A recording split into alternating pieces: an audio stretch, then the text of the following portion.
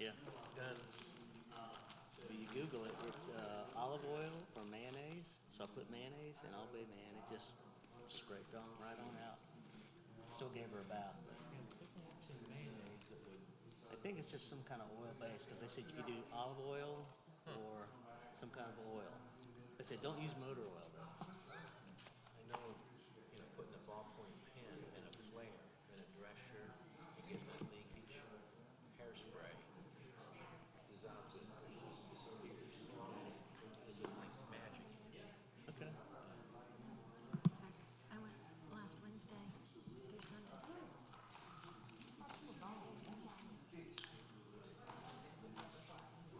Oh, no, I was here. No, I was here. That's why you got a response.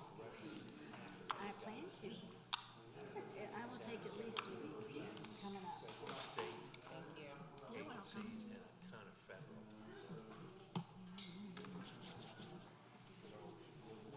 Is Putin messing with us? Wow.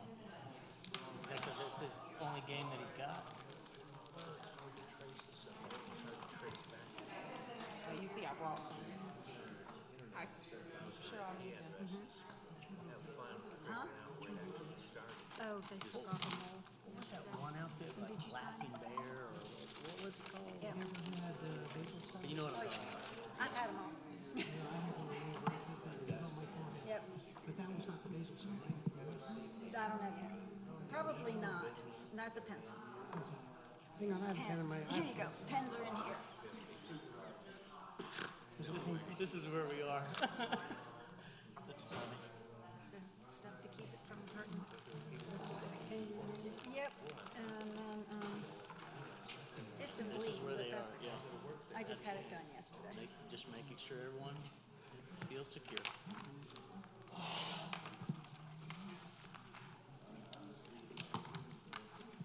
When they took that basal cell stuff off of my forehead, I can't believe how painful the incision was. I mean, it was the size of a car. Unbelievable.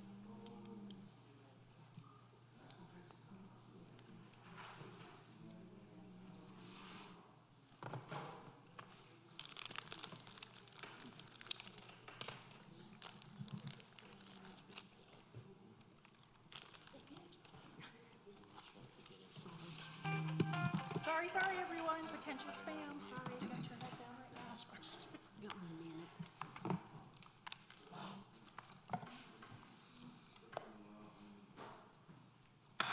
Call this meeting to order.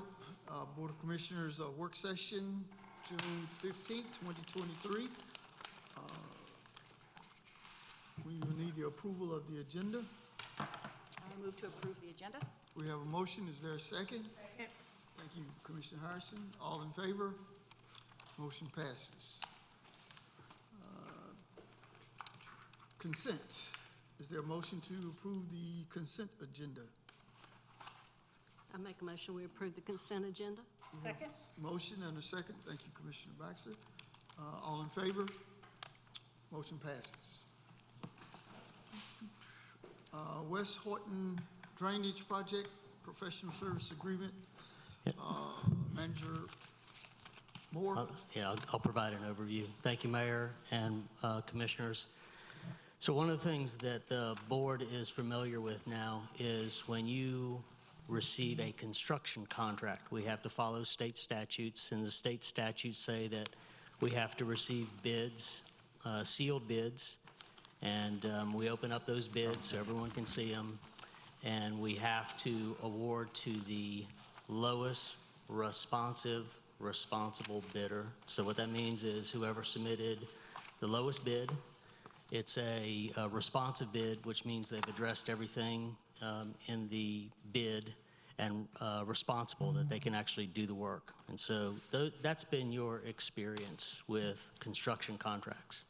Professional service contracts are much different. The statutes require that anything over a $50,000 contract, you have to solicit for proposals, and you go through a review process, and you pick the most qualified firm, and then you negotiate with them for price. So you don't select them based upon their bid. You select them based upon their proposal, their experience, their qualifications, and then when you select them, you negotiate with them. So that's a broad overview. We have an agreement to do the design of the West Horton West Vance drainage system. This is the project that you selected the American Rescue Plan funds to go towards. And so that's just a broad overview. I'm going to turn it over to Chris Ray to walk you through the details of the design as well as the criteria that they followed for the selection process. And that's not only in your handout, but also on the screen. So with that, I'll recognize Chris Ray. Thank you, Joe. Appreciate you going through that. As Joe mentioned, we did go out for requests for qualifications for firms. We advertised in the N&O. We direct mailed 13 copies to professional firms that we knew would have interested in this type of project and had expressed interest with us and had been on our, basically, I don't want to say bid list, but our consultant list for projects from the town of Zebulon. We basically got 5 proposals back. We had a team that made up of myself, Mary Duffy, who's my administrative and contracts manager. We also brought in Tom Covington with Wake County Facilities and Design. Clearly they do a lot more of these than we do. And then we brought in Tim Bailey from the town of Wake Forest to serve on the committee. So the committee basically went through and evaluated the 5 proposals and rated each one of them individually. We came together as a group. We tallied our information together, discussed strengths, pros, cons, and those type of things, and came up with a score. And the top 3 firms we felt were the most qualified. From there, we invited those 3 firms for interviews, sit-down interviews. The same team evaluated their interview process. We had a scripted case, about 10 questions we asked them to answer, and then we rated their reviews. At the end of the process, we felt Kimley Horn was the most qualified. I will tell you, all the firms that we dealt with were clearly qualified, but Kimley Horn did the best. All 5 of these have done work for me in the past. So we were dealing with quality contractors, and it was a pleasure to go through and review their application. So like we said, we did do that. We then started a process once we made our recommendation to the manager that Kimley Horn was the most qualified. Based on our selection, we went into negotiations with Kimley Horn over a 3-week period. I will tell you a little bit about the contract here is enclosed for you to review, but there is, make sure I find it here real quickly. Approximately about 10 areas that they'll be concentrating on in which the cost is based on. If you look on page 9 of the contract, it basically refers to the scope of services that we have from mapping and field surveying, geotechnical investigations. That's very important, especially in the downtown area. There could be stuff there from the early 1900s, and so doing some geotech investigation is going to be critical to map some infrastructure that's underground. We got then various modeling from hydraulic to hydrology to understand the volume and the sizing of pipes. We have final design. We have a public and stakeholder review period, which we'll be meeting with 3 times. I've already spoke with Teresa. The Downtown Advisory Board group is one of the groups, and the Main Street group is one we want to talk about, and at least make sure they're aware of the project that's going on. And then, of course, anybody from the public will be welcome to come to these meetings and look at our maps and to give us their ideas and maybe share with us maybe some challenges we're not aware of from traffic or something like that that we need to take consideration. So we do have a pretty aggressive public engagement process. Clearly, with any project, there's potential for easement acquisition. We have identified 7 pieces of property that look like that are potential for easement. Clearly, we had the full project management and permitting with all the state agencies, and then we wrap that up with the bid phase and construction administration. And then there's a little bit of reimbursable for mileage. So basically, once this process is complete, we got permits, we'll go to bid. We'll then come back to you for a contract to assist us with construction engineering inspection. But tonight, we just come in front of you asking for your approval to hire Kimley Horn to complete the design and permitting for the West Horton Street stormwater improvements. And I'll be glad to answer any questions you may have. questions from the board? Commissioner Baxter? Could you explain a little bit further the public and stakeholder engagement portion?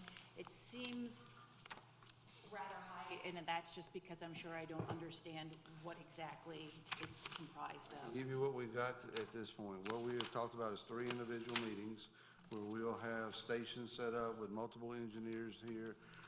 Probably gonna be in downtown somewhere. Hopefully we can find a space downtown, maybe the community center, where people can come in and review the diagrams we do, ask questions, get feedback.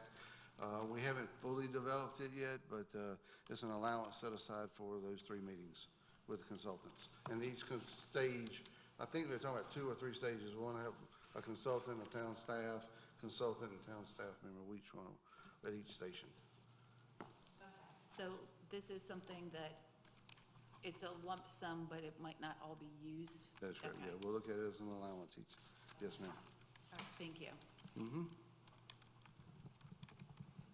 Commissioner Miles? No questions at this time, sir. Commissioner Clark? No question. Commissioner Harrison? No questions. Commissioner Laux? Kind of a scoring question only. If you look up there at item A, you'll see the leader actually weighted 20 times 5, they get 100 points. But then you slide all the way over to the last firm, number 5, and you see where they only get 80 points. And that classification is specialized or appropriate expertise. Is that based upon previous experience? Yes, sir. or- It's based on their qualification statement that they provide.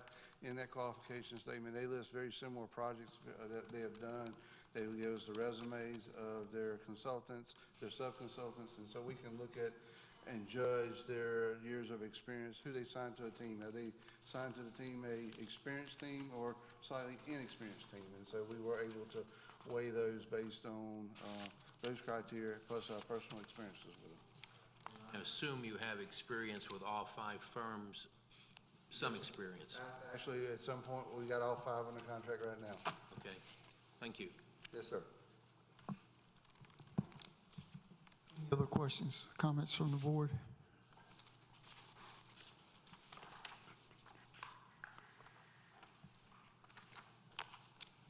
Is there a motion? Commissioner Baxter?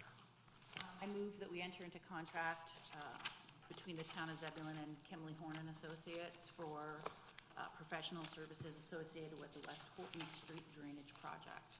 We have a motion. Is there a second? Thank you, Commissioner Harrison.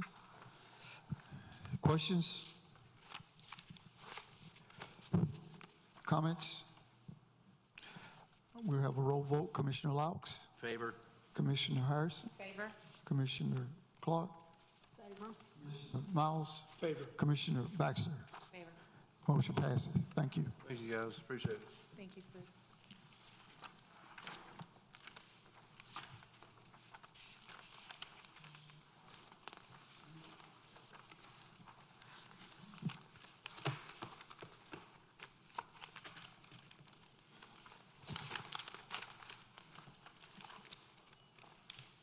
Fiscal budget ordinance, Manager Moore.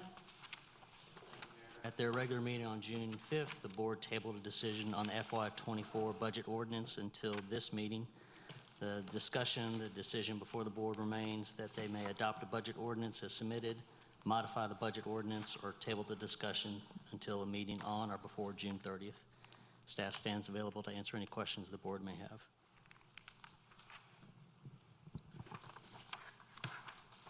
Comments, questions from the board?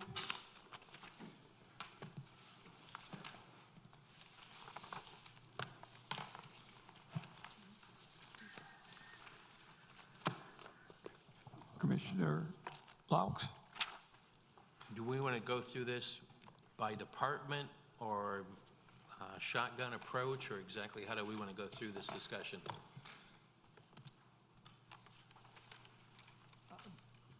I guess that's left up to the individuals, or have there been discussion? Go for it, just go Yeah, for it. I've got a list of things that need to be, We're that I'd sure like to to talk just- about.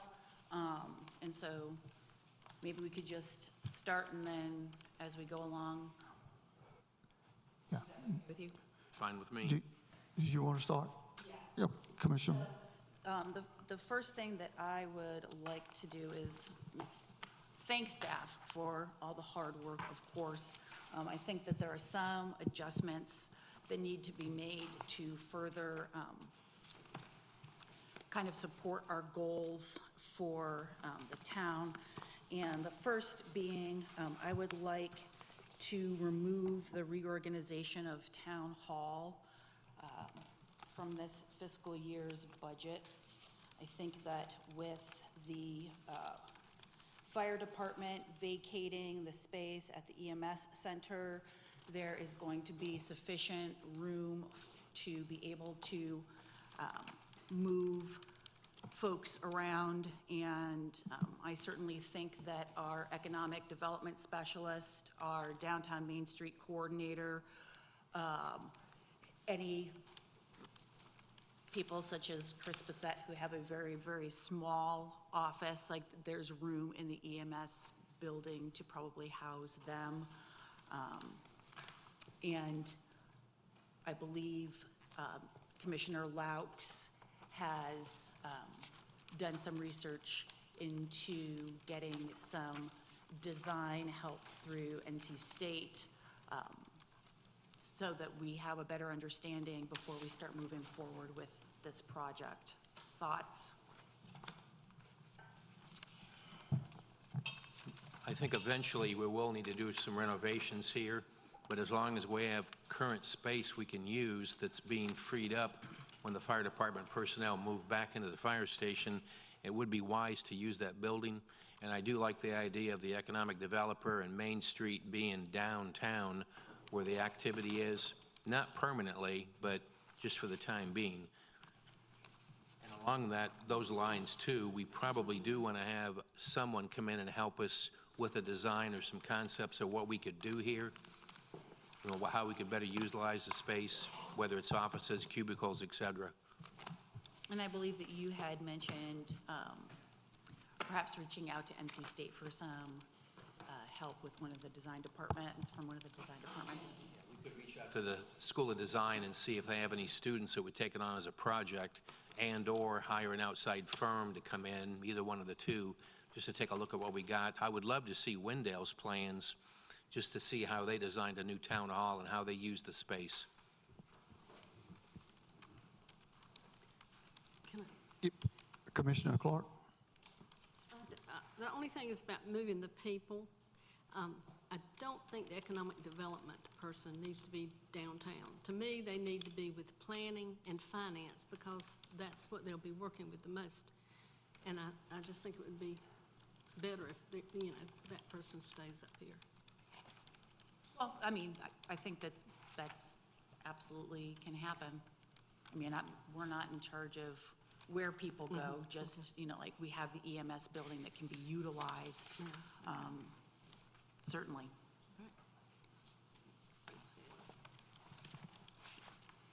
That alone would free up $596,000, which is currently budgeted for renovations and design work, et cetera. Where are you seeing the 596? F-24, I believe. My memory's right.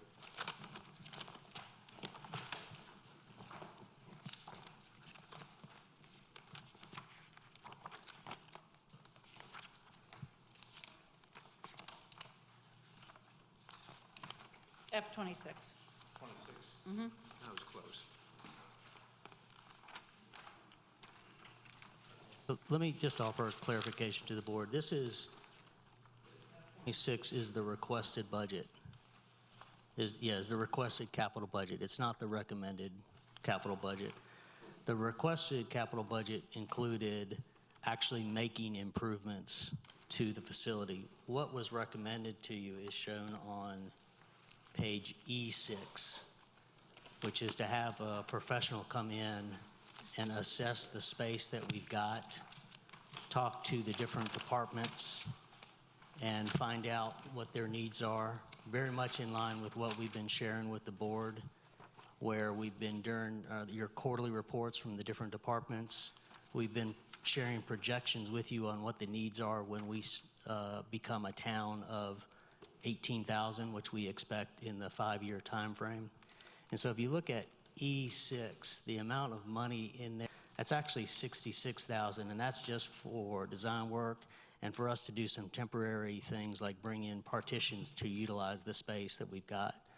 The requested budget that Commissioner Laux referred to earlier, that's only if we need that, and that's shown in FY25. But again, that's only if we need it. So what we're looking for is just to bring in a professional to assess our needs, to best help us determine and utilize the space that we've got before we actually start building things.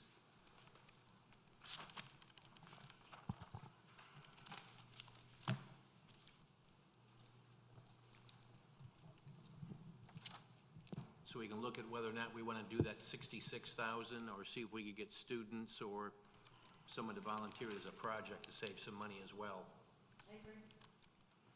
I think you need to keep the 66,000 in it.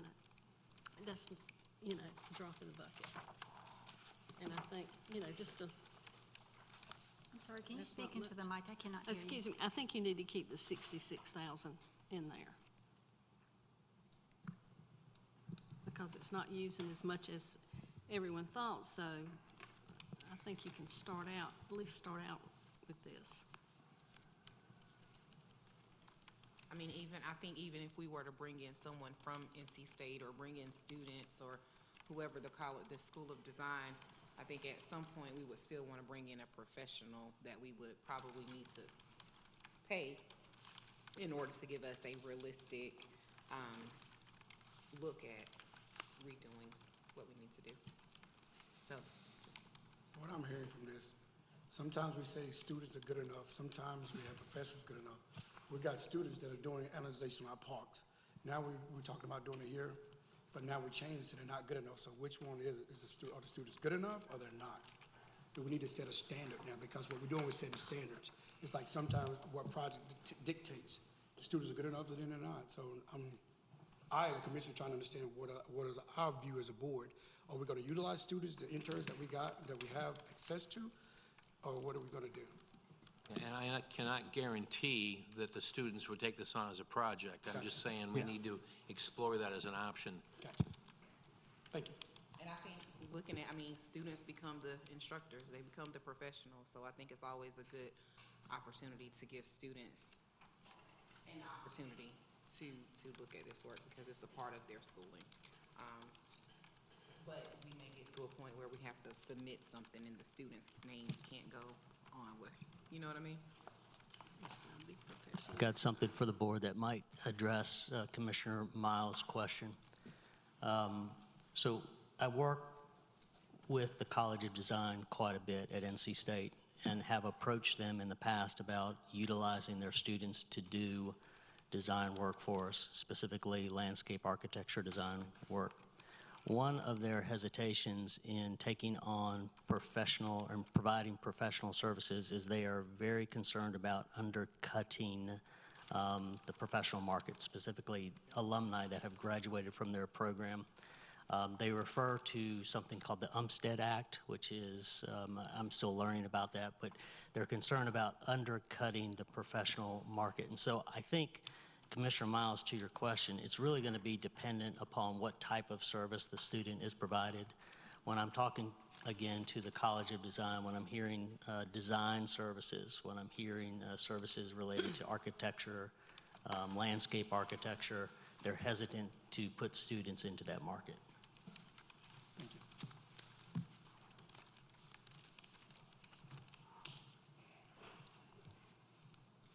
What's next on your list? So do we keep it in? Yeah. So, I mean, honestly, like, it could go back into the general fund for right now, and we can do a budget adjustment when we make a decision about it going forward. It seems that it would be going backwards to take it out and put it somewhere else and then take it back and put it in if it's already in. Like, if it's already there and allocated for that according to their recommendations, it seems like to move it in case we need it, instead of just leaving it there, kind of seems like working backwards, but You look- As long as it's there, I guess that's what matters. If you look at all the adjustment we're doing now, we're working back quite a bit. I mean, the last We two are. meetings, we've had a lot of money we had to move around, so, I mean, I hear what you're saying, but we can take a look at it, definitely for sure. Yeah. From You know, the- another thought is if we have free space and we can use it, and we do a design project now, if you don't act relatively quickly, that design may be null and void in a couple years because things change. Right. So that, you know, between design and actually doing the design should be a relatively short window. I agree.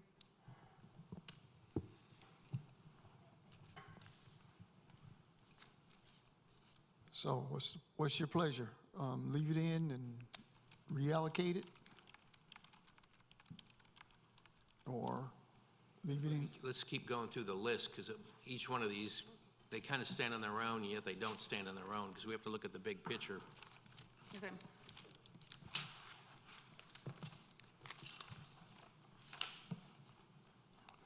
Next item?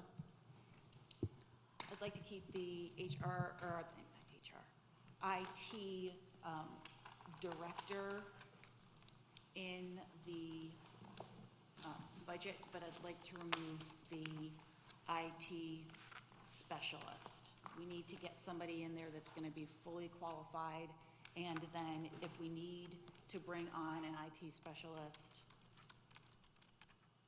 again, but it's funded, we have lapsed salary, because we don't have that, now we're gonna have, we're paying for the contract services. I'd just rather do it right from the beginning. Thoughts? Yeah, I don't know if you want to hire two brand-new IT people at one time. You naturally do want to phase them in, and the director is probably the best one to hire first because they'll hire the subordinate. It's typically the way you do it, so I would be happy with doing a director first and then budgeting the specialist later on. Why can't we just keep the specialist budget in there? Because I don't think the IT, the director, he's gonna need somebody before the end of that year, fiscal year, I think, because he's gonna have some help. But leave it in there and just see, you don't have to use it right then, but it'll be there if you need it. But then we have a whole bunch of lapsed salary that we could be using in other places, or it could be going back into general fund so that we can, pull from it again if we decide, we've gotten to the point where we need an IT specialist. Let's go ahead and fund that. Even if it's in the middle of the. Yeah, of course. I think I'm fine with that. Like, Okay.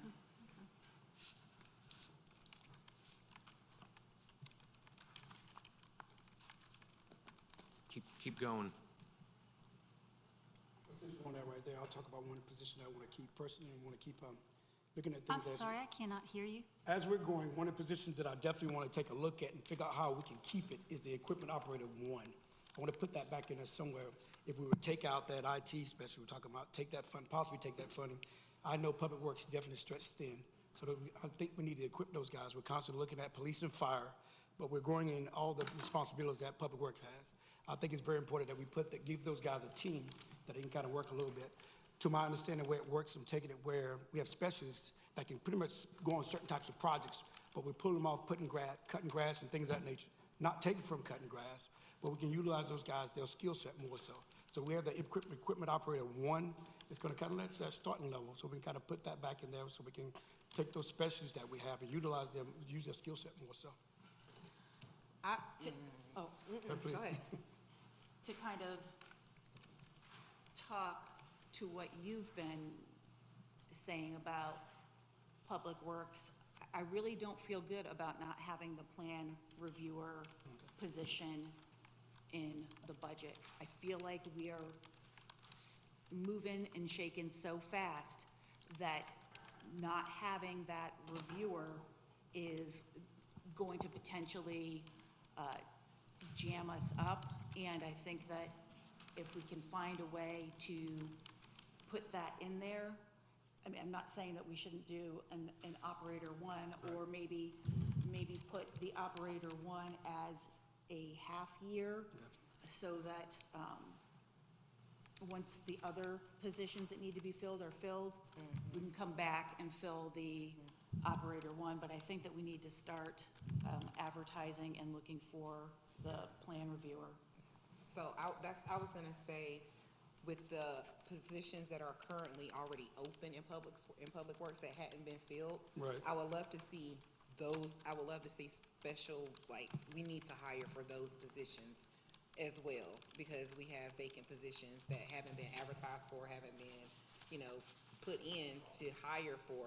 So I'd love to see those positions filled, as well as, once we get that and see how that's working out, to bring in the planner and, the operator. But I guess we don't really have a full team because we have those vacancies. Before we are adding more, we haven't had those filled yet. So I'm kind of concerned about the open positions we currently have. So where do we currently stand, Town Manager, with that hiring of all those positions that we have in Public Works? Where do we stand with that?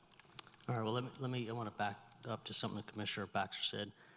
The engineer is going to serve the role as the plan reviewer.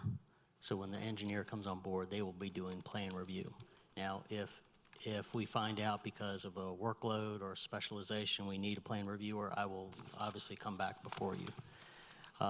As far as the vacancies in the Public Works, I want to recognize our HR director on where things stand as far as advertising and filling positions.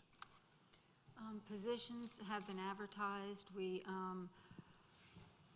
I can't remember the closing date, to be honest with you. I didn't look before I came in. But we have several, we have one position that we are advertising for currently at this moment. We have one vacancy with someone out on medical leave, so we're not going to fill that position, obviously. And then once the budget is approved, whatever positions are approved within that budget, we will begin the process of advertising for them. So currently, how many vacancies are there in Public Works? Do you know that? Just that one? It's not a lot. That's what I'm trying to tell you. It's not a lot. And like I said, if you ride around town, we see these guys just stressed in. They're from Weaver's Pond to Barbary Street. They're everywhere. So, I mean, like I said, ever since I've seen that 5:30 in the morning, that sweep out there, I know what those guys are doing. So I think we need to equip those guys with the proper tools where we're not stretching them thin. If you look at comp time, overtime those guys are getting and stuff like that, I think we're paying for another position potentially.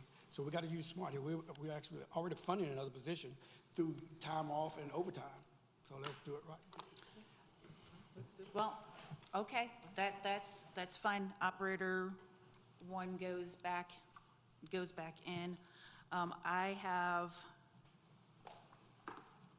real concerns about what the engineer is going to be able to handle as far as a plan review.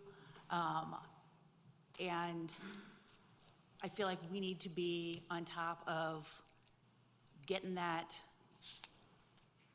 filled. So, I mean, if it works out that the engineer comes on and he can take every single thing that needs to be done as far as plan review, then perhaps we revisit what our job descriptions look like.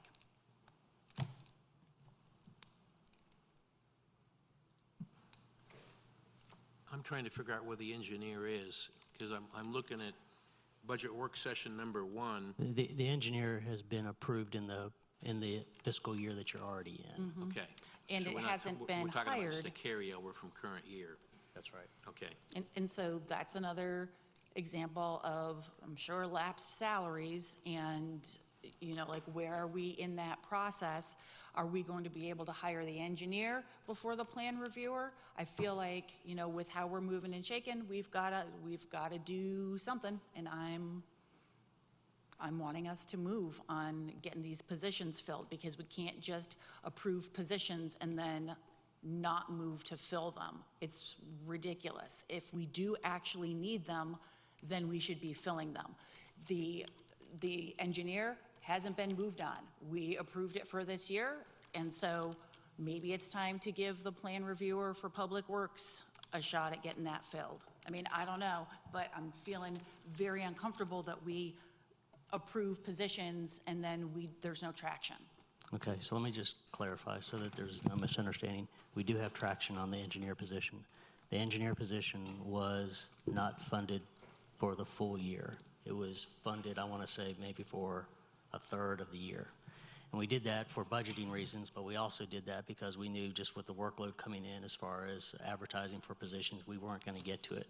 We are under traction with that. We are getting ready to advertise for that position. I would say that we could possibly advertise this month, definitely no later than next month. So we are already underway in developing the job description. We're already underway in getting ready to do the advertisement. We're well ahead of where we would be with starting a process for a plan reviewer, comparing where we are with the engineer compared to where we would be with a plan reviewer. I bet there's a 4 to 6 month difference. So we not only have traction, but we are further along than if you abandoned the engineer process. Can you just help me understand? I'm so happy to hear that you've started this process, but I just want to understand why you're just working on the job description now at the end of Q4 when it was funded for a third of the year. I feel like perhaps all of that work should have been done at the end of Q2. So a couple of things. One is workload. That's one reason for it. But the other reason is I made a difference in approach to the position. And the difference to the approach in the position was that we were developing the job description internally, and meaning I was just focusing on what Public Works and planning needed. And we were also considering just doing an internal review process. Given the specialty of the skill, given the workload of the staff we've got, I wanted to be more inclusive in bringing in other departments to hear and see what they needed from an engineer position. So I broadened it, and I'm using a firm to help us with the development of the job descriptions, with the advertisement, and with the assessment. So when I was originally considering this position, I thought it would just be a staff position. But now I see that position as a member of the management team. It's not going to be a position that's within Public Works. It's not going to be a position that's within planning. It's going to be a department director. So that changed the approach. And that was only something that occurred to us as we started to get further into the fiscal year and understanding the details of what we needed in engineer and the skill sets, that this couldn't be just to use an example, it couldn't be like an IT specialist. We needed an IT director. So that took some additional time, but my opinion, it was time well spent. Whether you agree or not, that's the explanation for it. Two comments real quick. I don't remember the engineering position even coming up in the HR report at all. And then second of all, I know in some organizations, once you fund a position, if it's not filled within a certain time frame, it's automatically defunded, and it has to come back up as into why wasn't that position filled. Well, that's Because how we as you need said to in start Public moving Works, we forward. were spending a lot in overtime. Right. So in essence, the money is there. It's just not being spent on regular salary. It's being spent on overtime.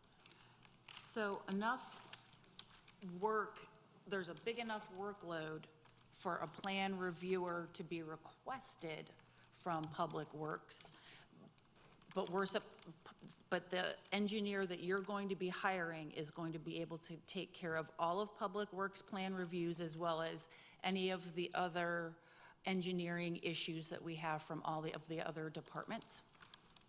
That's what the intent is originally. I don't think long-term it's from a workload standpoint, when you take a look at all the capital projects that will be coming online, we'll need additional help.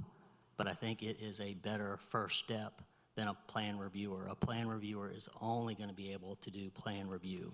An engineer is going to not only be able to do plan review, is going to be able to oversee our stormwater permit, is also going to be able to assist other departments.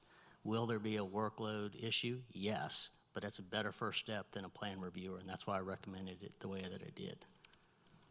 When can we expect this to go to, I'm assuming that you're going to run an assessment center on this? I will. Okay. I need to know that there's going to be progress made in a timely fashion. These are emergent positions, and so I want to make sure that, you know, we're not coming to revisit this in next year's budget. Please tell me and promise us that this is something that is going to take priority.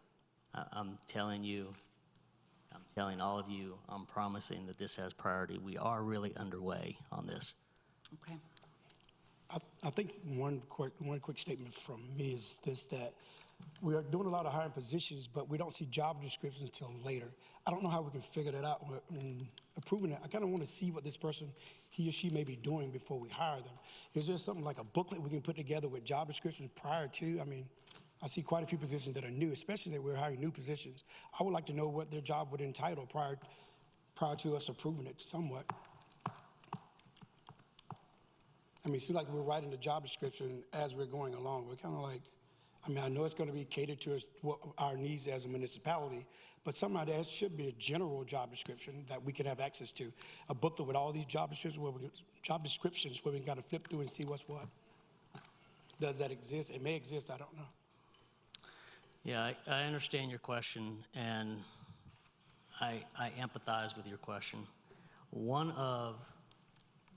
And I'm not saying this is the right way, but one of the reasons that I approach the budget the way that I do is I don't want to spend a lot of time on a job description if you all are not going to fund it. And so I'm really looking to see if you all fund it, at least based upon the category of the need. So that's one thing. It's just a practical workload issue. Again, that doesn't mean that that's the right way, but that is the rationale behind why you don't see a job description. Another reason you don't see a job description is to put a job description in front of you that represents something that's chiseled in stone really is not an adequate or an accurate reflection of our needs. I can't emphasize enough of how quickly we are changing. And so what we come up as a job description may not be the ultimate job description that we need. So as an example, when I first talked to you all about a public information officer, that was not going to be satisfactory with what we ultimately went to the streets with, which was a communications manager. And so that's another reason that you don't get that. A third reason, it doesn't have to be this way, but it's unusual for a board to participate in the development of a job description. We can certainly get input from you, and that can be a way to keep you involved in the process. We can make you aware of what the job description is before we hit the street. I don't know if those are satisfactory answers to you, but they are ways to at least keep you in the know about what's going on so you can at least have something in front of you. Okay. The first thing I'd like to address, I guess, when staff ask, I'm thinking they have some idea what they need in their department. I mean, I'm not like saying lock it down with etched in stone, this is what this person's going to be doing. It's kind of like when you work for the federal government or any other organization I work for, there's always other duties that's assigned, letting that person, he or she, know that that job description may change. Kind of what we've done with our economic development. She came in one thing, we started changing her position a little bit accordingly. And then I'm not looking for board participation. I'm just saying give us a job description of somewhat this person would have a general idea of what they're doing. So we can say, okay, yes, this makes sense to me. I see a lot of job titles, but no job descriptions. So it would benefit me.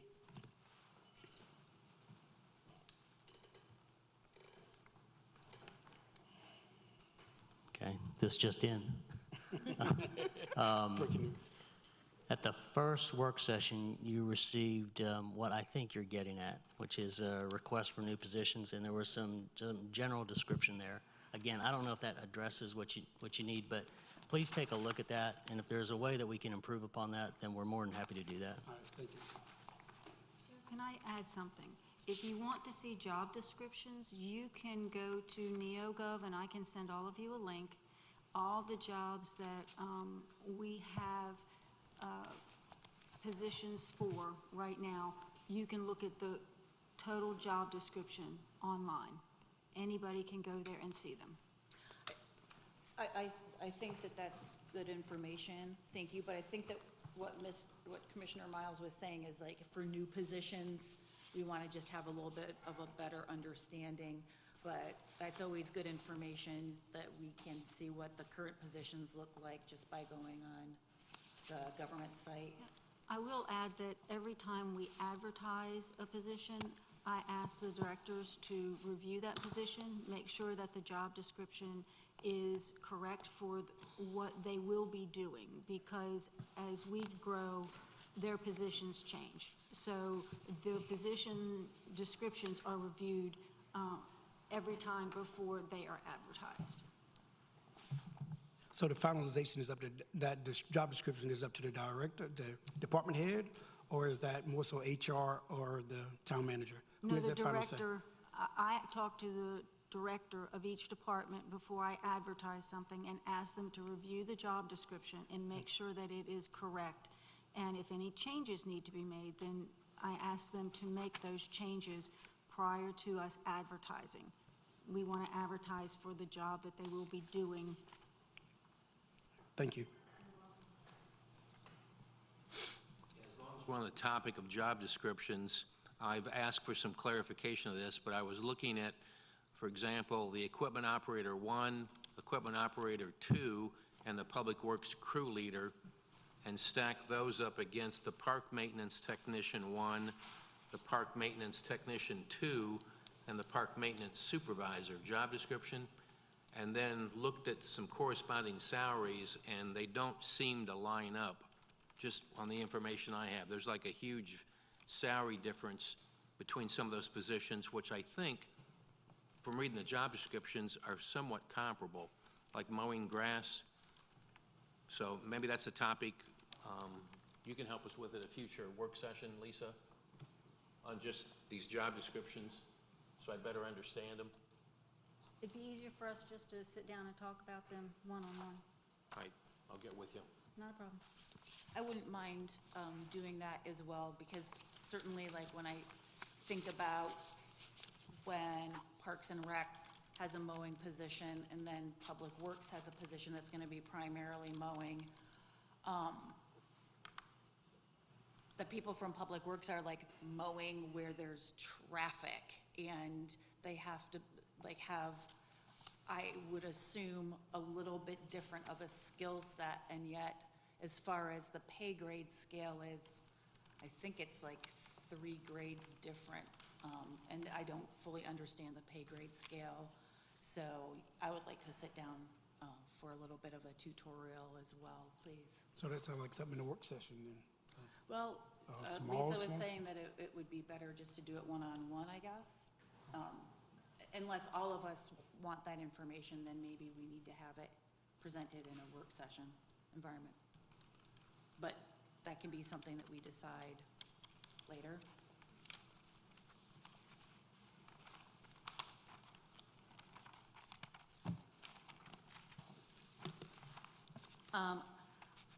We have, under professional services, a contract agreement with an LLC instead of an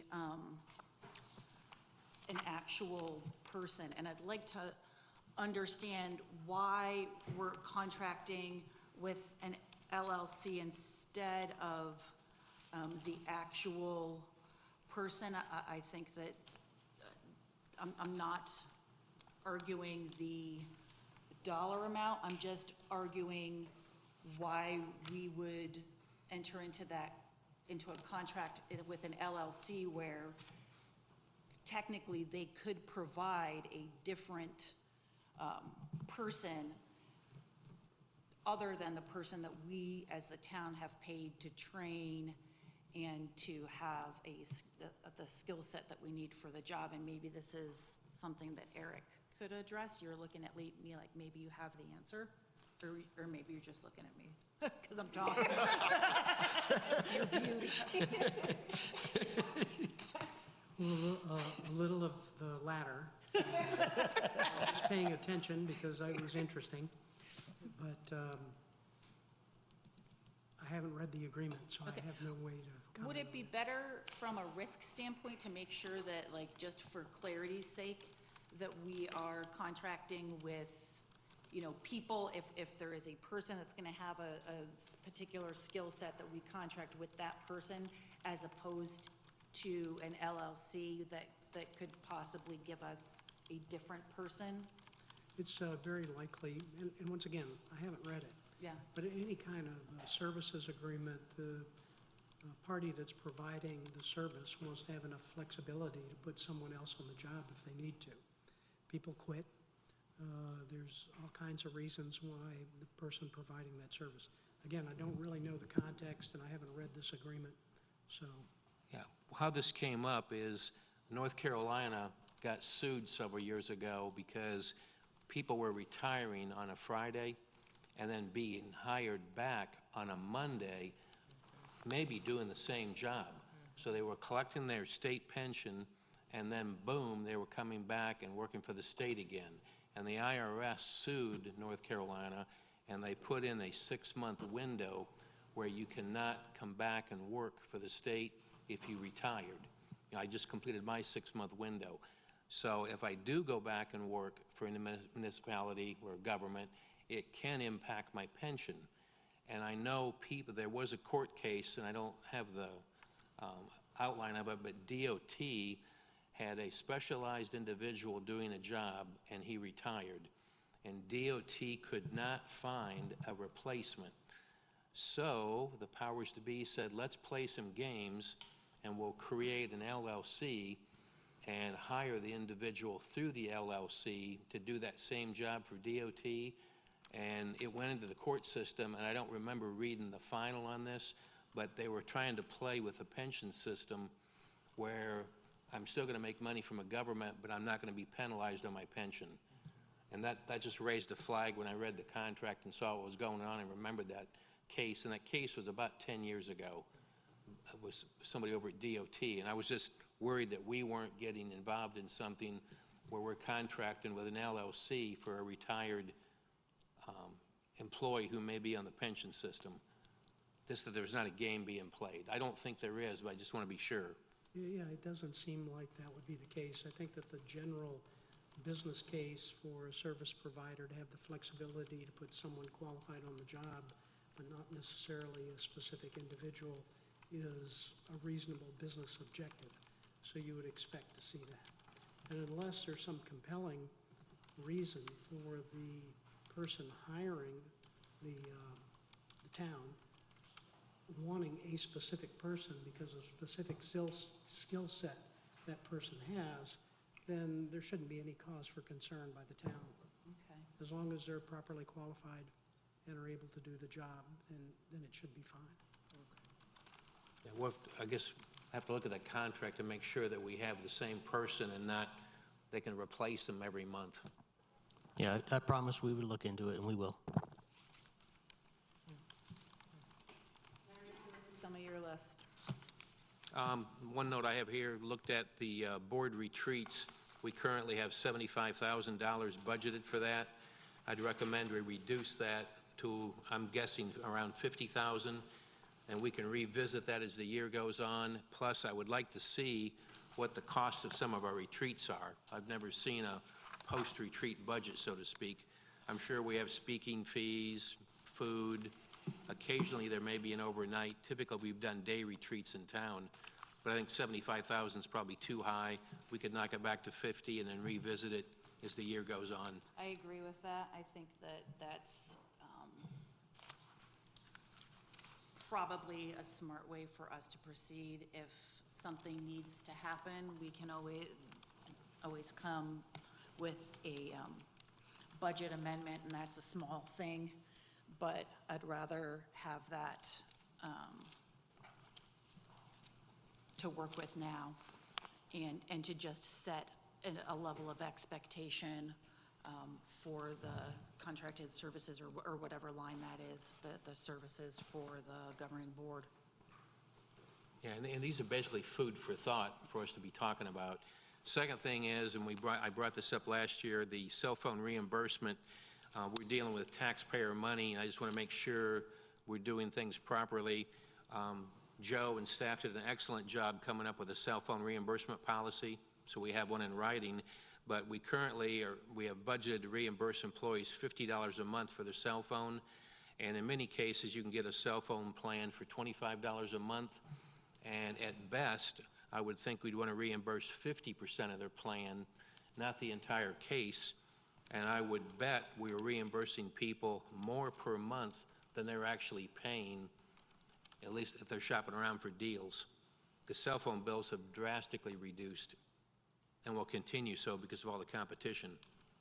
So right now we're at 50, and I'm thinking that needs to be reduced to 25, maybe less. I think that from how I read it, and I wouldn't even know how to quickly find it in here, if it even is, it's 50 for the department heads and then 35 for other employees. Is that correct? It is a two-tiered. So I would assume that department heads probably receive more phone calls than other employees, with the exception being possibly maybe the police department. I would assume that they use their phones quite often to coordinate things when it can't go over or just doesn't go over the radio. Yeah. Simply that we need to revisit the cell phone Yeah. reimbursement dollar amount. Yeah, I mean, I don't mind revisiting it, but I think that, can we do that as, once I believe that the manager is getting some information together, and we can do that as a budget adjustment if needed? Yeah? I think that revisiting the cell phone reimbursement is a bit interesting, because when we talk about reimbursement, $50, $35, I think, yes, we are looking at plan, kind of like when we're traveling and we're looking at gas. So we're using our own cars and we're getting mileage, but we're also thinking about wear and tear. So let's talk about the usage of their phones. What if one of their phones break? Are we meant to replace the phones that they're using that we're reimbursing them for? Are we getting them a percentage from when they're using it? So I think when we're talking about the reimbursement, we have to think about more than just the actual bill, but we have to think about their equipment. We have to think about just the wear and tear. I think there are a lot of different things that come into play when we're thinking about the reimbursement of the bill, but of the entire picture. So just keeping that in mind as we continue that conversation as well. It's a little nasty because someone may have a flip phone. Right. And someone may have the state-of-the-art iPhone, and then the next thing, I need another additional charging cord. Right. Because I want one at my desk, and then who's buying my protective case, and it gets out of control. That reimbursement is just kind of an allocation, like the IRS says you get so much per mile. That's supposed to cover your fuel and your wear and tear if you use a personal vehicle to travel. Right, the same as the reimbursement. So it should be able to, like you're saying, right, that's exactly what I'm saying, so. And a reimbursement of any amount, I think it's very generous. Absolutely. Yeah. I'd also like to make a statement for clarity. No one has a flip phone anymore. No one. Have you been to a cell phone store lately? They're coming back. No one has. They're coming back. No one has Right. They're coming back. a tiny little flip phone from the 90s. What's that little small? Jitterbug. That is it. That's for the elderly. The elderly, yeah, So it is. I resemble that remark. And then the next thing on my list is I would like to stick with the terminology assistant town manager. for the sake of in the budget, and we can revisit that, because I'm sure we want to see that job description, just so we have a better idea of what the assistant town manager will actually be doing. So that's just a terminology thing and has nothing to do with dollar amounts. No, I agree. It needs to be assistant town manager because we're to the point where, I'm not saying that having someone that does administrative tasks isn't important, but we really need an assistant town manager. So yes, I agree. I think we all agree with that. Yeah, That was from day one, I think, that we Yeah. all know that. It's just straight up assistant town manager. All right, and then a second item, we have used 2 assessment centers in making some hires over the last several years, and they averaged about $20,000 per recruit. I would just like to know about those in advance, because they're very hard to dig out of the budget. Assessment centers are very valuable, but they're very expensive, and we have several positions it looks like we're going to be funding that we will use assessment centers, and at $20,000 a pop, you're going to be talking $60,000, $80,000 real quick, and it's not really in the budget. It's buried in there, but we just need to be aware of that. So it'd be nice if we knew about that beforehand. We will use an assessment center for the IT director if you approve that position. I'm going to come back to you on the town clerk position if you fund that position and recommend that you do an assessment center on that.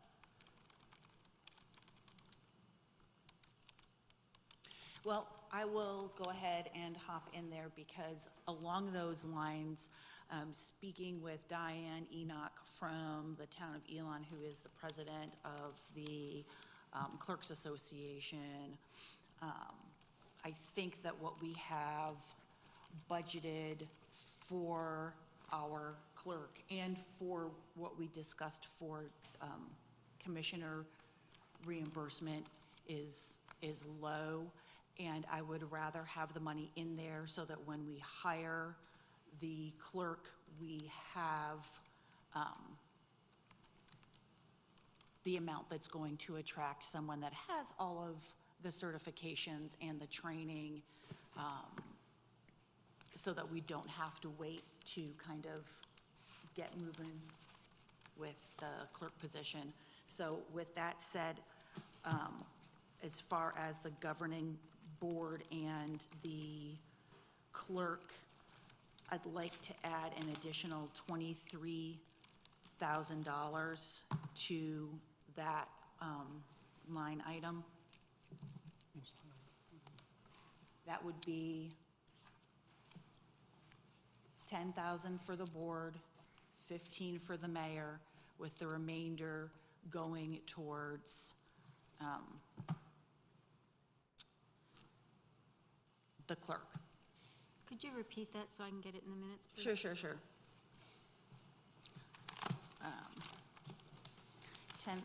10,000 for the commissioners, 15 for the mayor, and I think that then overall adding $23,000 to the clerk / governing board salary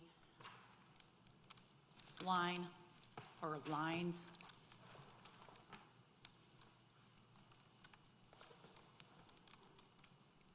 And that's salary and fringes combined? Yeah. Well, that's the salary for the board. The fringes are different.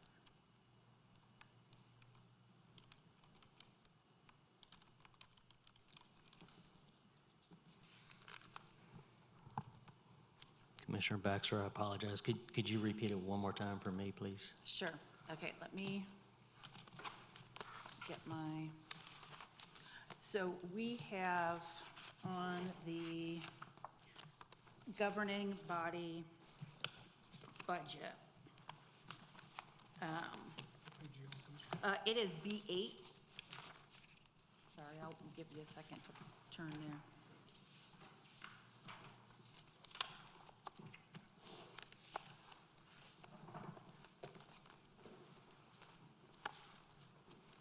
Okay, so with a starting date of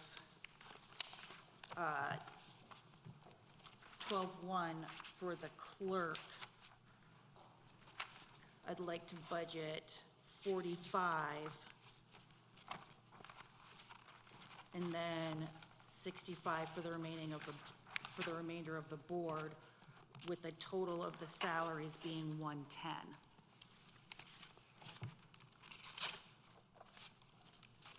So on the salary line item Yes. for FY '24, bump it from 87,000? Correct, that was the recommended. The requested was 111,500. But I'm saying that I would recommend it being 110. If we wind up hiring the clerk for a lesser amount, we can always return that money to the general fund. So it gives you a better space between. Yes, yes. I apologize, maybe this will help. That 87,000, that's a reflection of a start date of December 1st. So that's not an annual salary. Correct. So if you project that out to a full year, I mean, I'll let the mathematician figure that one out, but they would not be making 87,000. It would be higher Correct. than that. No, I understand that, because that's for the salaries with the clerk. The 45 would just be from the hire date of December 1st through to the end of the fiscal year. Okay, are you trying to include what was recommended as the compensation increase? Is that why you're suggesting increase? Or do you think that the clerk's salary is not sufficient? I think that the clerk's salary is not sufficient after talking to the president of the Clerks Association. So, What do you think the what is a sufficient clerk's salary, do you think? So basically, you want to somebody get the ground running. We don't have to do all this setup, spend a lot of money getting them up to par for the most part? yeah, because I want to hire somebody that we don't have to spend a bunch of money training. Gotcha. All right, so that's what, 7 months? Yeah. It's the annualized amount, do you know? So it's like, It's the annualized amount. all right. So it's 76.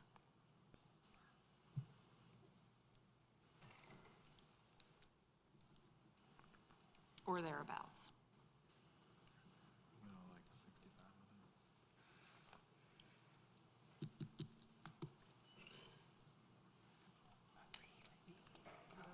I would be, I think that's, great that we want to make sure that we bring in someone that's professional, that's qualified and can hit the floor running. But I want to make sure that we're not insulting to our current employees as far as bringing someone in, kind of making, you know what I mean? And just in the essence of. This is looking a across clerk the board. position that is going to be separate from anybody else, and But still a town employee. still a town employee, but employed that serves the board. And so what I have been told is that our initial thoughts were undervalued for what we were looking for. Now, does that mean that we're going to spend that money? No, but if we budget for it and then we don't wind up spending it, then we just say, all right. Yeah, I would also recommend, since the town clerk reports to the board, that they not be an employee, but it be an employee under contract, as we do with the town manager. Yeah, I like that. I really like that. yep. All right, so just some budgeting things to keep in mind. If you change the amount from the recommended budget, so as an example, let's just stick with salaries. If you increase that, you have to do one of two things. You have to cut within the existing department, and if you can find the balance, then your budget ordinance is okay. You can still adopt a budget ordinance because the internal numbers work out. If you can't balance it within the departmental budget, then you have to find revenue from someplace else. Correct. 25,000 that we took away from your, from our town events, outings or whatever, would that work? How would that work in there? Yeah. Because you want to increase it by what, 23 or something like that? Correct. So the 25,000 that we just downsized from the 75,000. Yeah, so that would be a place. But if we wanted to do it from a position, we aren't funding the IT specialist right now. And I have a further thought as far as what positions we actually need now that we have, Ms. Markland will soon be working just as HR, which is what I believe, her job description actually is, just HR, and no longer IT and no longer part-time clerk. That's going to, I'm sure, free up some time for her. And the HR tech position, I don't think is as needed. So I think that we could remove the HR tech position for a savings of $56,000. Agreed? Agreed? Okay. I think that's wise. We also have to, it's June, and to hire a town clerk by December 1st, we need to get that job description in place and also make sure there's 40 hours of work, because I'm thinking the town clerk may have some time available to actually help with other activities that take place here, or where they have a huge demand or need additional help. So we need to be thinking about that too. So I'll recommend to the board, you're talking about a lot of moving parts, a lot of assumptions here about the capacity and the needs, particularly in HR. I would recommend you really want to evaluate what kind of an impact this makes to the organization. If you want to increase the starting salary for the town clerk, I don't recommend you do that right in the here and now, that you allow us to bring you back some options. If you're talking about finding money in the ways that you're seeking to find, I think there's a lot of unintended consequences by some of the things that you're proposing. So again, my recommendation is you don't make the cuts on the fly as you're proposing, that you have a deeper conversation so you can understand the ramifications and the workloads and the needs of the organization.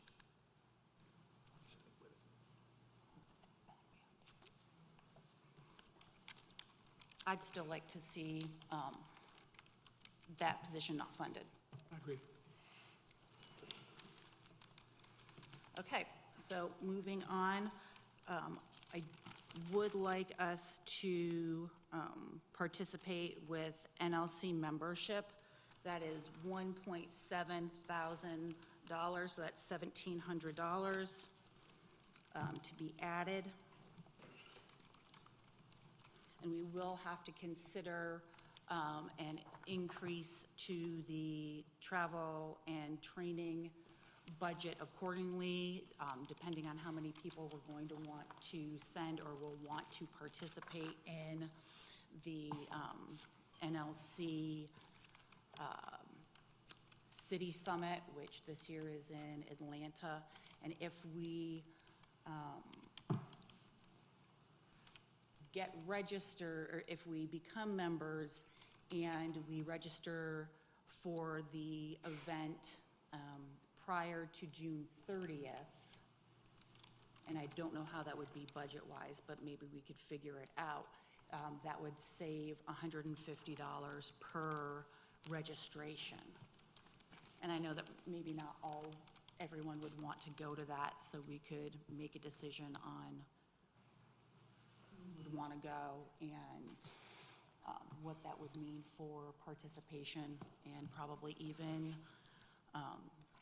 keeping the travel portion of it a little bit more under control by carpooling. I mean, Atlanta is drivable. Maybe in years coming, it's not quite as drivable, but what do you guys think as far as the NLC membership and City Summit? I think we mostly agree that we all wanted to go and to join NLC. I know right now NLC is doing, you can register without paying because they, I spoke to someone yesterday actually, because Okay, they cool. understand that we're in fiscal, so that we can register and pay after the budget ordinance for each town. There's something you were able to connect with the director there, correct, and kind of get some of the inside information, I think, and you as well, Commissioner Braxton, I think. Yeah. Okay. Which actually, I was very excited to go to, actually, Wimmage until I had a further conversation, and that's gonna be something that I don't participate in just because of, some conversations that I've had. I think the time and money would be better spent going to City Summit than to Wimmage. But we will have to increase the travel and training budget, and I think if we were to assume that everybody's going to go, I think that would be, and assuming that we pay the non-member full price, we would need to increase the travel and training budget by about $12,500. Do we know the exact cost on that, or I'm sorry? do we know the exact cost on that at all? Okay, Kind of so ballpark? if we, well, it all depends on what the hotel rate is. Okay. And it's $150 savings if we do the early bird registration as members. Okay. So I would absolutely encourage us to do that with expediency, just so that we can realize those savings. So the early bird saves $150 or $250? $150 per person, but if five, or I think it's either 5 or 6 plan on attending from a group, one of the It's free? is free. So 12 and a half would absolutely cover with, I took into account the most expensive hotel and the most expensive registration, hoping that that's not how we went. So are we in agreement to add 12 and a half to travel and training? I'm okay with that. Yeah, they take it from 20,000 up to 32.5? Yes.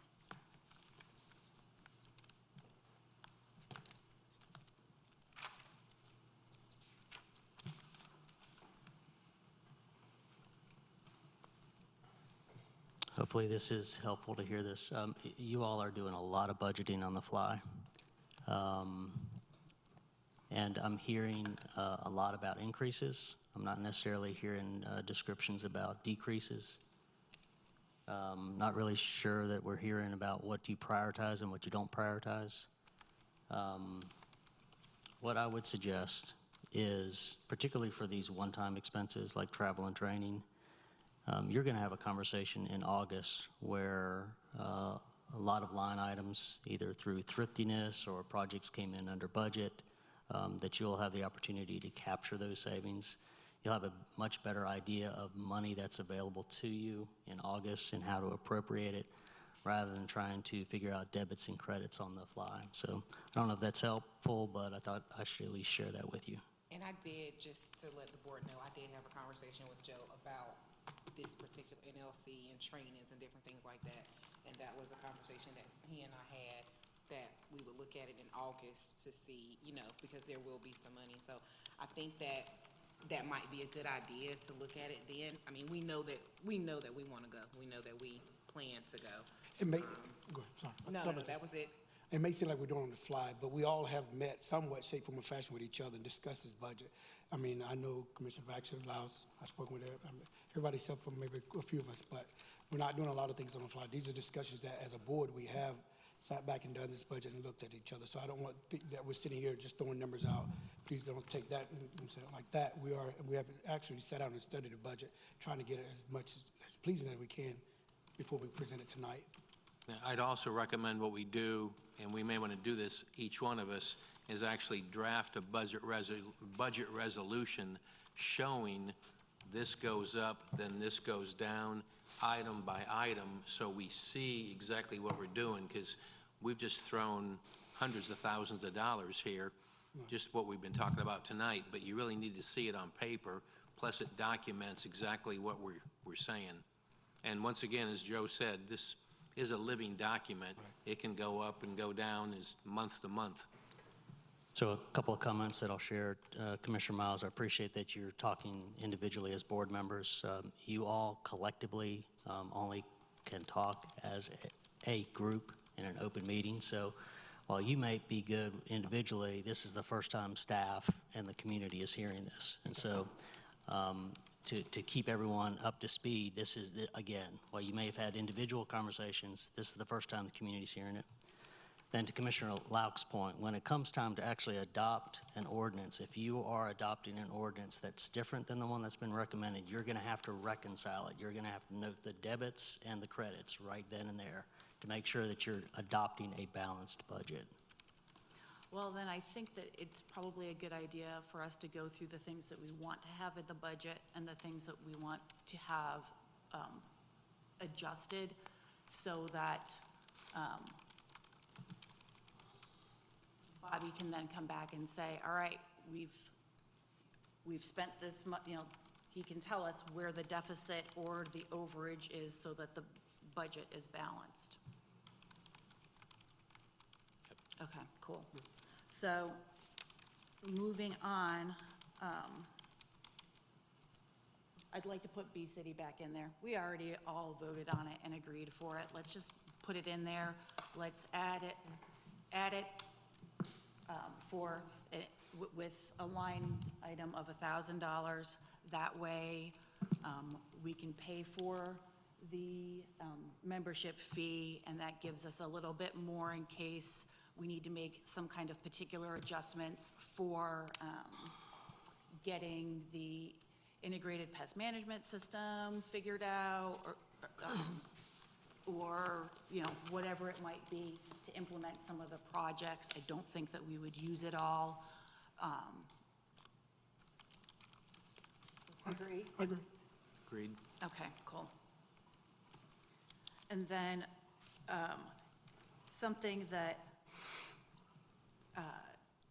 Commissioner Clark and I talked about, and I think it's a really, like, it's just a great idea that we should maybe increase the uniform budget so that if we go to an event as a group, we can all wear a similar item.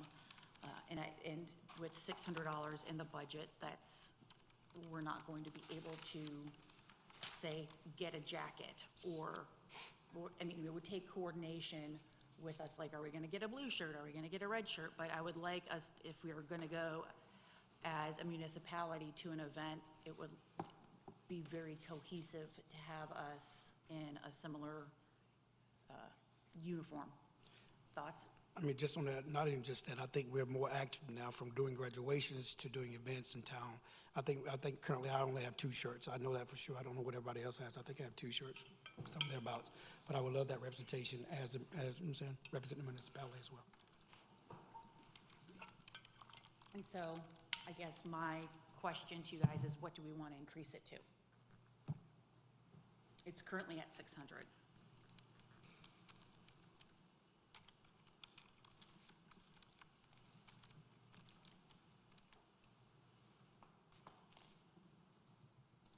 I don't think it should be increased, so I don't have a comment on that one.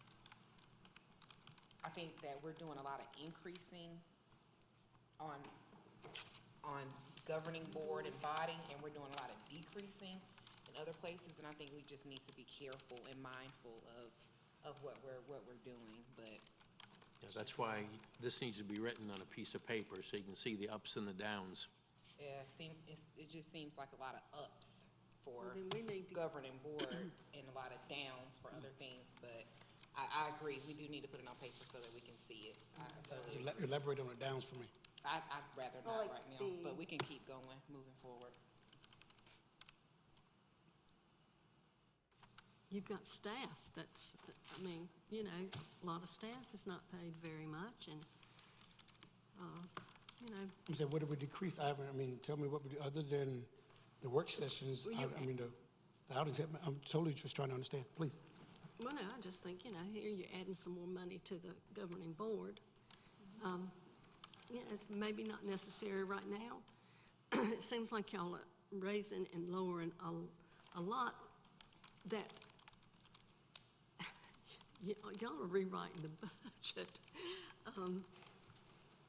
I mean, it doesn't all have to be handled right now. The main things that we need to do is what we need to pay attention to and make sure we get those right, because as we know, it's a living document and it can be done. So some of these things we write down can be done at a later date. You don't have to have it all, but it's, you know, that's just my opinion. I agree. I think that it's a very good comment about salaries, and I know that I'd like to see how the career ladders and compression have been addressed for each department. Kind of like, what's the timetable for that? What's the expense for that? Am I missing anything, Larry? Yeah, I know we've done it in the police department, and we want to do it across town-wide, but I have no idea what the actual expense is or the timetable. Because right now, the tax rate is 57 and a half, and we got information back. What would it mean if we were to have a half a penny increase, which would bring it up to 58, and then what it would be if we did a full penny, and, you know, a full penny tax increase would be what, like, I think it was 192,000. So if we can do what Commissioner Clark referred to, and that's make a meaningful adjustment to people's salaries so that we're not dealing with compression quite as much as we currently are. I'd like to make sure that we've got employees that aren't getting wooed from other municipalities, because we've put a lot of time and effort and love to train them and make them a part of our family.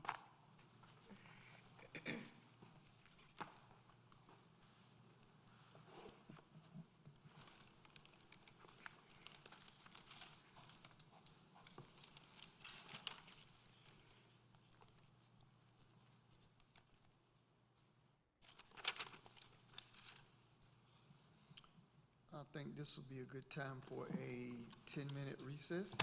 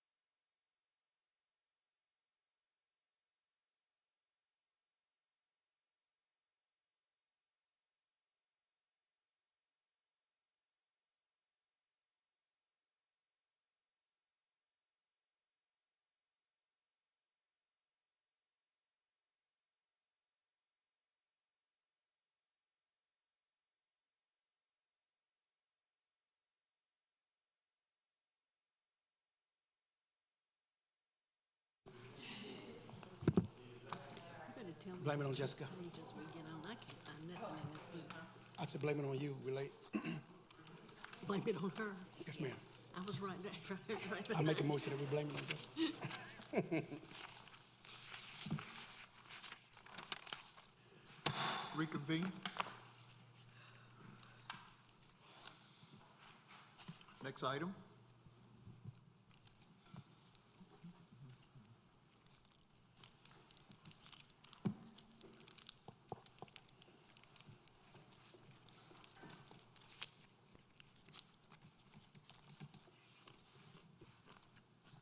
Has one. Commissioner Lyles? I will volunteer to summarize what we've talked about tonight on a little budget spreadsheet with a little explanation as I understood what was said. And that can be a discussion, I guess, next week if we have another work session, because I don't know if we're going to agree on this tonight.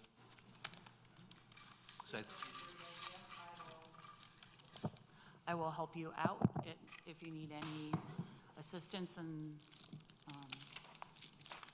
that'll give us a better idea of, like you said, money going in, money going out. Sort of And I'll try to do this. I'll try to do this within the next 2 days and email it to you individually so you can just see the summary. I've got a request if you would keep me in the loop so I can keep you all apprised about what kind of operational difficulty this may incur after I see what you I'll send it to recommend. you as well. Thank you.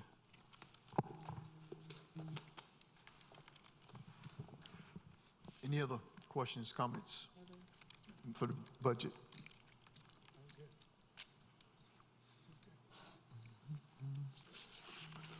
I guess my last thought is, as the year kind of shakes out, I would love to see if we can't bring the drug investigator online, even if it's partway through the year. So I'm just putting that out there.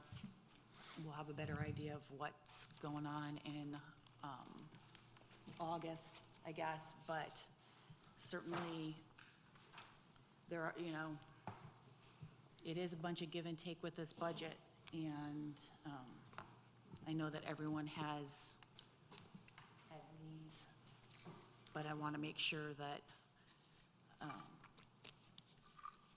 folks out there on the front line protecting our community have what they need to get done, what they need to get done. So I don't have anything else, I don't believe. Did you have anything? Not on my behalf, not at this moment. Did you have? Got a note down here. We talked last time about possibly joining the Zebulon Chamber of Commerce. I think that's it. But we never really said anything about the membership level, so I have to put a dollar amount in here. The low one. I mean, just to start us out, just to become a member. And they're like a second level. So there's yes, there's the second level, maybe. What, It's like what are $8.95. the tiers you have? There's a community, like a nonprofit community level, it's I think $4.95. A community business is $8.95, and then there are more. It goes up to $10,000, but I think maybe between the $8.95 and maybe $1,500. I think there's 2 tiers there. I can't remember. It's been a while. Okay, I'll put 1,000 as just as a starting point. Yeah. There you go. I think that's fair. I think he can make his own tier for us. Here's our tier. Here's the tier we want. But I thank you, Commissioner Laux. I know that we had talked about that, but we didn't actually put a dollar amount to it, and I'm glad that you brought that back up. Yeah. Any other questions, comments, additions? Mayor, I'm picking up that the board is going to not make a decision on the budget ordinance tonight. If that's the case, they need to schedule another meeting. That's the 20th, Tuesday at to the 20th. Does the 20th work? Hold That's on, Tuesday? I'll let you know in a minute. And give me a chance to check in with the clerk as far as notification. What is the earliest date that they could schedule a meeting? Special call meeting would have to be 48 hours, so, you know, if you make a decision tonight to do Tuesday, then I can notice people tomorrow. As long as they don't schedule something earlier than Tuesday, the notification requirement is met? Yes, that would work, yes. Okay, so that's guidance for the board, is that you can't schedule anything earlier than the 20th. Okay. Can we do it early? 20th? 20th is where I'm at. I'm That just up to the sounds mayor. good to me. Time. Is that okay? Yeah, that's. Oh, okay, okay. I was saying Yeah. time. At 5 o'clock, same? Same time, Oh, yeah. Yeah, 5 that's o'clock what to I was like 20th. about 7 o'clock. 25 o'clock? That's great. So At 5? the 20th at 5 PM. That'll have to be done by motion, please. Okay. I'd like Do we to have a move- motion? Yes. I move to have a special called meeting. Do I have to list the reason? Okay, the special called meeting on June 20th at 5 PM for discussion of the budget. Second. It's been moved in second. All in favor? Motion passes. Thank you. Mayor, if I just reiterate to Commissioner Locke, as soon as you can give me that information so I can do some kind of analysis so that the board can hopefully use that in their decision-making.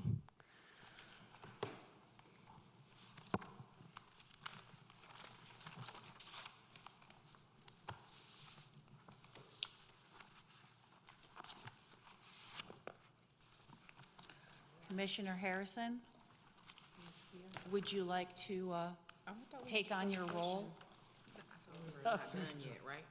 We have to go to closed session? Mayor, Yeah, we have closed session. we have a request for a closed session. You can make the motion to move to closed session. That's Oh, not no, my thing. that's my not thing. your thing. So stay in your lane.